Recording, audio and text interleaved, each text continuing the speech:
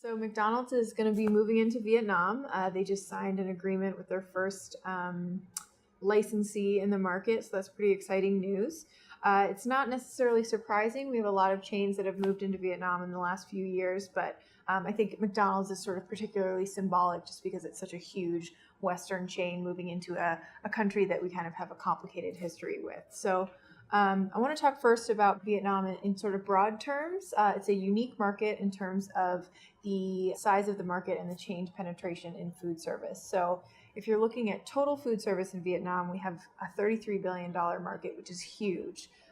It's top 20 in terms of all the global markets we cover, and it's a really big market with a lot of untapped potential. If you bring that down to just chains only, we come down to $216 million. So that's a really tiny chained segment. There's virtually no penetration at all in that really big market. So that can kind of mean one of two things. It either means there's a lot of untapped demand that these chains can go in and kind of maybe really hit the ground running, but it can also mean that consumers there really aren't familiar with chain food service at all. So they could, really have a struggle in terms of just introducing consumers there to, what chain food service is even all about. So it's kind of a unique market in those terms. I also want to talk a little bit about, why now? Why is McDonald's picking this moment to finally move into the market?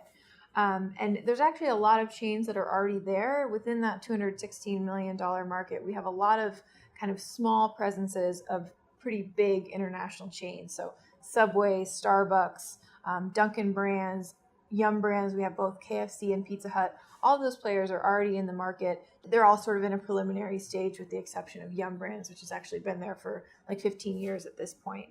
Part of the reason why we're seeing an increase in activity there right now is just that over the past few years, Vietnam has done a few things to kind of open itself up a little bit more to international investors. So in 2007, they joined the World Trade Organization. We saw a big boost after that.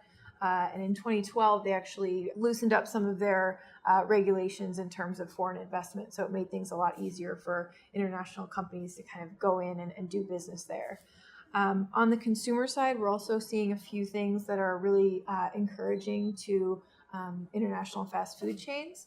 One of the big ones, young people in big cities in Vietnam, just like in most of the markets in Asia Pacific that we're seeing a lot of growth in. There's this growing appetite for Western food service, for more modern food service, maybe brands and chains that, these people's parents didn't have access to. There's a lot of excitement about that in Vietnamese cities, just like in, big cities in China and other kind of big Southeast Asian markets. Another thing we're seeing specifically in Vietnam is there's a real shortage of entertainment venues and outlets for both young people and adults. For whatever reason, there are a lot of infrastructure issues in Vietnam, and we don't have a lot of places where people can go just to kind of socialize, hang out with their friends, and be together in kind of an informal environment. So that's something that chains can really step in and fulfill. But one thing I want to point out is McDonald's is always very careful about moving into a new market. They're very careful about kind of making sure their supply chain is really up to their standards. They kind of famously took like 7 years to build their own supply chain in India before they moved into that market. And they're also very careful about choosing franchise partners. So in a way, this is not surprising that they've taken their time. And, it's pretty likely that they're, have chosen their moment carefully, and now they're kind of ready to hit the ground running.